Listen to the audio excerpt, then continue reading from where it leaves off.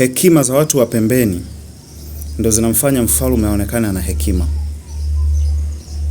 Ni akina nani nyie mko nyuma ya mfalme? Mimi leo ningekuwa mfalme, aliyefungulia mbwa mng'ate raia ninayemtawala mimi, ningemfukuza kazi kwa sababu sikumtuma mimi.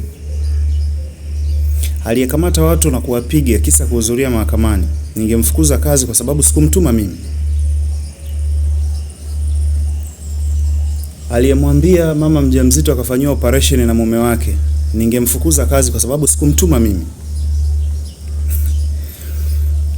Wajua kuna kitu kidogo watu wanashindwa kukitumia.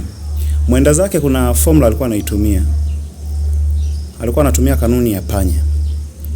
Panya ni mdudu mzarauliwa sana na muharibifu, lakini ana kanuni yake moja. Kwa sisi tuliozaliwa vijijini, achana na watoto wa mjini wanaotukana kwenye comment yao waliozaliwa juzi. Panya akiwa anakung'ata usiku wakati umelala, anahakikisha anapuliza ili usishtuke usingizini. Hii ni formula alikuwa anaitumia mwenda zake. Atambana huyu, lakini atamtengenezea mazingira huyu, na wote watatabasamu. Mwisho wa siku mtamkumbuka. Tuachane na hayo. Kitu kingine cha muhimu nadhani ambacho natakiwa kuzungumzia mimi ni kuhakikisha akili za vijana wa Kitanzania, badilisheni mindset zenu.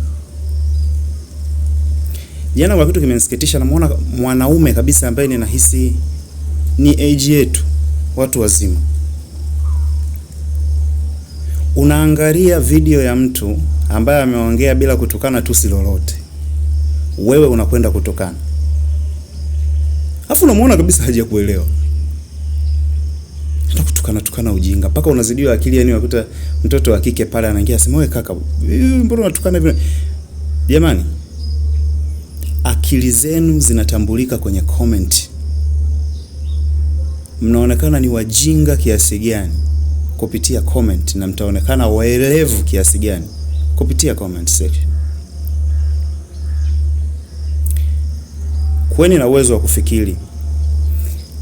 Mwenzako akiongea kitu ambacho unahisi wewe ni upuuzi, mpe uelevu wako pasi na kuweka matusi yoyote. Unavoandika comment kwa kutukana, kuna watu wanafungua account yako wanakuangalia. Alafu kuna mwingine kabisa kuta na biashara, wana maduka yao ya simu ya na nini. Yawezekana unayemtukana hapa kwenye comment leo, kesho akapita kwenye duka lako la simu asinunue kwa sababu ya hiki ulichojibu huku. Jifunzeni kuwa na hekima. Mimi nina uwezo wa kumaliza mwaka mzima sijatamka tusi lolote kwenye kinywa changu. Je, mimi ni mjinga? Hapana. Lakini hujui unakutana na akina nani kwenye hizo comment. Hujui unakutana na marafiki gani. Bishaneni kwa hoja. Badilishaneni mawazo kwa hoja. Kaka, hiki ulichokiongea mimi ninadhani kwa uelewa wangu kingekuwa hivi na hivi na hivi. Elimu pana ajabu. Vitabu hivyo vya tulikuwa tunafundishwa elimu pana ajabu, huwezi yote kujua. Yawezekana mimi ninajua hivi lakini siko sahihi. Wewe upashwe kunitukana. Unapashwa kuniambia kwa usahihi. Ndivyo mataifa ya watu wenye akili timamu yanaenda.